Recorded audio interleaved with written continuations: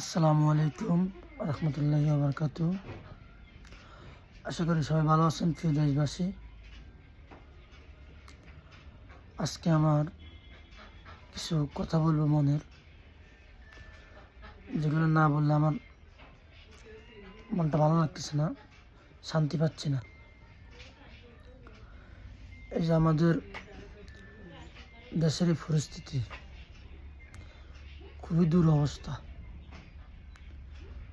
প্রতিদিন একটা না একটা ঘটনা হচ্ছে।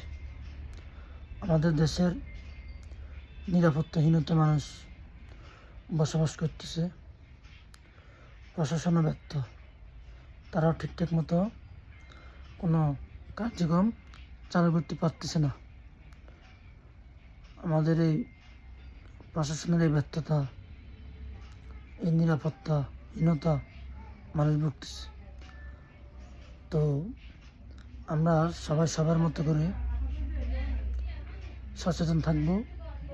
সব কিছুতে আমরা যে কোনো অন্যায় আমরা মোকাবেলা করব।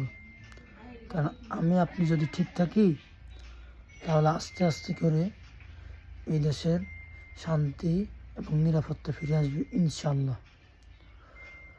তো আমরা ইনশাল্লাহ চাইব যে আল্লাহ তাআলা আমাদের এই দেশটাকে আমরা ইনসাফের ভিত্তিতে দেশ কায়েম করতে পারি। ইসলামী হুকমতের ভিত্তিতে, ইসলাম যেভাবে অনুশাসন করতে বলছে এই দেশটাকে, আমরা যেন সেভাবে দেশ চালাতে পারি, সেই তৌফিক আমাদেরকে দান করুক। এবং বর্তমানে ইন্টারিম গভর্নমেন্টের অধীনে যে সমস্ত উপদেশগুলো আছে, সেগুলোকে আল্লাহ তাআলা সুন্দরভাবে কাজ করার তৌফিক দিক। আর যদি তাদের দ্বারা কোনো কাজ ঠিকমতো না হয়, কাজ ব্যাঘাত ঘটে, তাহলে তাদের এই দায়িত্ব যেন তারা সরে যায়। আর আরেকটা কথা বলবো, এদেশে শরীফ ওসমান হাদি ভাইয়ের খুবই প্রয়োজন। যাক, আল্লাহ তাআলা তাকে নিয়ে গেছে, শহীদ মর্যাদা তাকে দান করুক।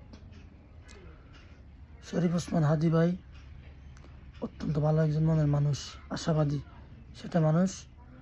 তার জানাজার মধ্যে দিয়েই সে বুঝাই দিয়ে গেছে।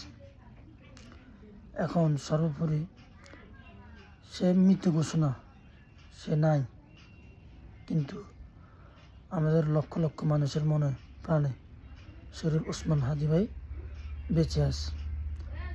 আমরা তার জন্য দোয়া করি, আল্লাহ যেন তাকে ভালো রাখে এবং তার